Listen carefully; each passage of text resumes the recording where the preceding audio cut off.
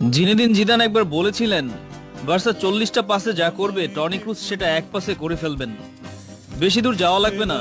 কদিন আগে Real Madrid বনাম বায়ার্ন মিউনিখ ম্যাচটা যারা দেখেছেন তারা বুঝতে পারবে জিদানের এই কথার মাহাত্ম্য। ফুটবল ইতিহাসে প্রথম প্লেয়ার হিসেবে টানা 10 বছর 90%-এর উপরে পাসিং অ্যাকুরেসি রেখেছেন। অবিশ্বাস্য না? হ্যাঁ, অবিশ্বাস্যই।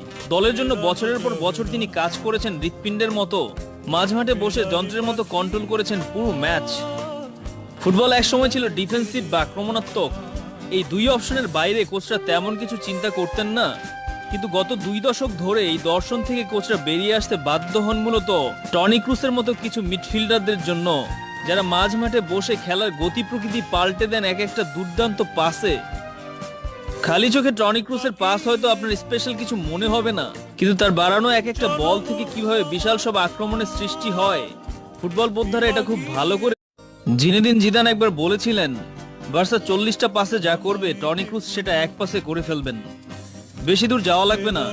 কদিন আগে রিয়াল মাদ্রিদ বনাম বায়ার্ন মিউনিখ ম্যাচটা যারা দেখেছেন তারা বুঝতে পারবে জিদানের এই কথার মাহাত্ম্য।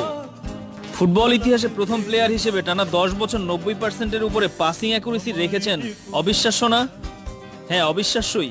দলের জন্য বছরের পর বছর তিনি কাজ করেছেন হৃৎপিণ্ডের মতো। মাঝমাঠে বসে যন্ত্রের মতো কন্ট্রোল করেছেন পুরো ম্যাচ। ফুটবল একসময় ছিল ডিফেন্সিভ বা আক্রমণাত্মক। এই দুই অপশনের বাইরে কোচরা তেমন কিছু চিন্তা করতেন না।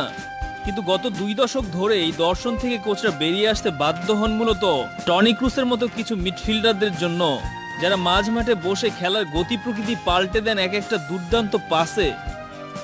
খালি চোখে টনি ক্রুসের পাস হয়তো আপনার স্পেশাল কিছু মনে হবে না, কিন্তু তার বাড়ানো এক একটা বল থেকে কিভাবে বিশাল সব আক্রমণের সৃষ্টি হয়, ফুটবল বোদ্ধারা এটা খুব ভালো করে